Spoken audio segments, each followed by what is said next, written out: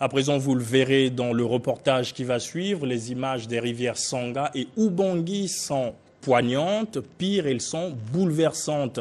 Ceux qui ont grandi dans ces localités auront des larmes aux yeux ce soir. Tenez-vous bien, depuis 3 mois, la pluviométrie connaît une chute sans précédent.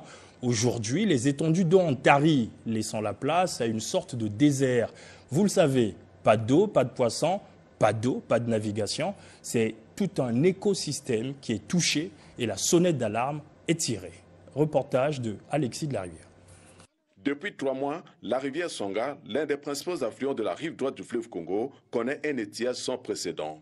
Toute la rivière s'est presque asséchée, laissant ainsi place au banc de sable.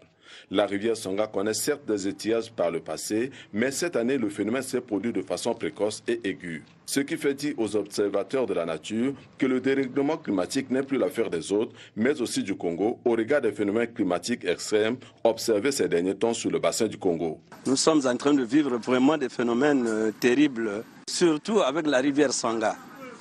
Il s'avère que la rivière Sanga est en train de perdre sa vitesse de croisière aujourd'hui là, parce qu'il a envahi de bancs de sable aujourd'hui. À peine 3 mois, les conséquences sont déjà irréversibles.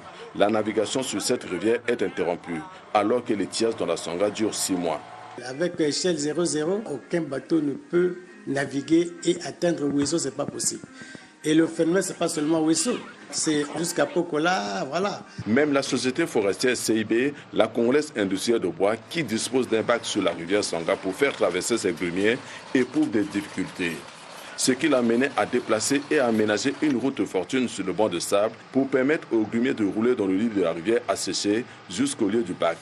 La CIB était obligée d'aller créer, n'est-ce pas, quelque chose, une route sur le banc de sable. Ils ont mis les graviers pour pouvoir faire traverser les véhicules. Sinon, c'est impossible. Profitant de la baisse des eaux, les jeunes de Ouesso se sont organisés pour pêcher le sable et le vendre aux sociétés de construction. Comme c'est la période de la saison sèche, nous sortons le sable abondamment parce qu'il faut profiter de l'occasion. Pendant la crue, je sais que c'est difficile parce que même s'il n'y a pas de travail, mais ça aussi c'est le travail, hein, parce que nous trouvons aussi quelque chose. La Sanga et l'Ubangui, 2 cours d'eau au régime identique, la même situation aux mêmes conséquences, est aussi observée sur la rivière Ubangui. Là-bas aussi, la navigation est également interrompue. La dégradation des rivières Sanga et Ubangui en amont a des répercussions sur le débit du fleuve Congo en aval. Invité de ce soir de notre rédaction, Alexis de la Rivière. Bonsoir, vous êtes notre spécialiste des questions liées au milieu marin, fluvial, en gros, au milieu aquatique. Nous avons vu des vendeurs de sable, ça c'est un cas isolé, ils font de bonnes affaires, mais la situation est alarmante. Vous qui naviguez souvent, vous me disiez tout à l'heure, pendant que le reportage passait, il y a quelques instants, l'étiage sur les rivières Sanga et Ubangui, c'est 6 mois. C'est 6 mois. Et exactement. En 2022, au moment où nous en parlons, l'étiage s'est déroulé plus vite que prévu. Voilà, c'est même ça, parce que quand on regarde l'historique de l'étiage de la rivière Sanga, cet étiage correspond plutôt à celui qu'on a vécu en 1941. Ça fait 81 ans aujourd'hui. La même situation se reproduit. Alors, qu'est-ce qui arrive? C'est un phénomène naturel, certes, mais cette fois-ci, c'est arrivé un peu de façon précoce. Voyez-vous, on a toujours dit que le Congo, avec ses ressources abondantes en eau et en forêt, était épargné plutôt des phénomènes de changement climatique. Aujourd'hui, on voit que le bassin du Congo connaît une multiplication de phénomènes climatiques extrêmes. Il y a des crues débordantes. S'il y a étiage, il est Nous sommes donc entre 2 extrêmes. 2 extrêmes, c'est même plus ça. Plus de crues, plus d'étiage. Voyez-vous. Donc c'est un phénomène qui est tout à fait naturel et surtout dans le département de la Sanga avec la rivière Sanga, je pense qu'il y a un petit souci.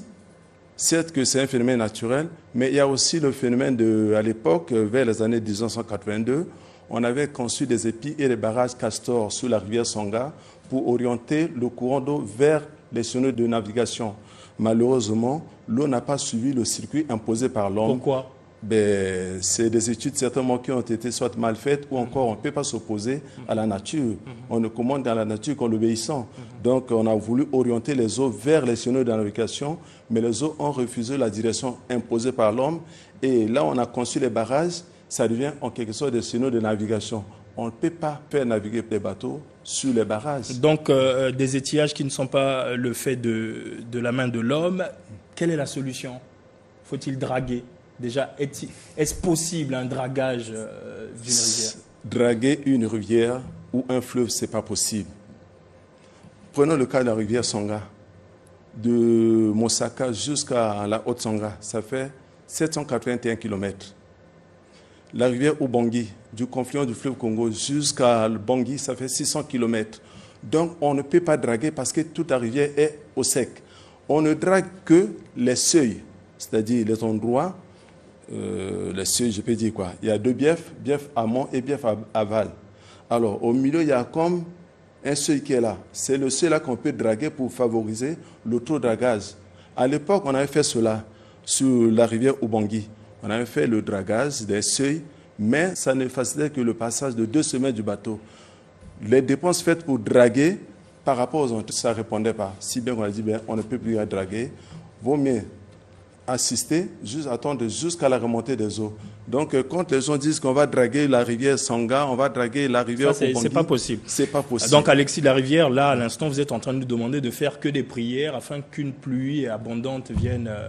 c'est la prière, changer, exactement. Il y a la prière, c'est cette prière qui a été adressée par la population de la Sanga, que les pluies puissent tomber, pour que l'eau remonte.